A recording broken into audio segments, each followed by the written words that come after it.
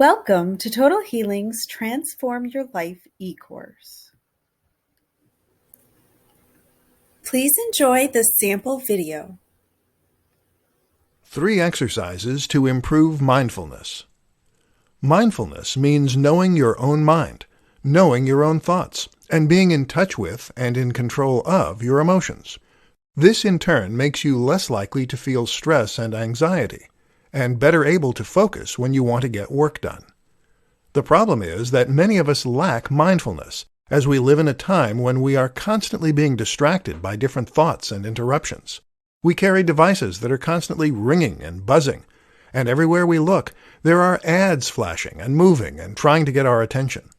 In light of all this, what are some ways you can improve your mindfulness?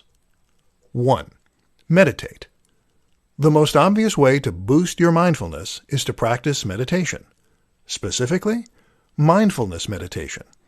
This is the practice of sitting quietly and reflecting on your own thoughts in a way that keeps you detached from their emotional content. You'll learn to not only focus better when you need to, but also to understand the contents of your own mind so that you can avoid letting them dictate how you feel at any given time.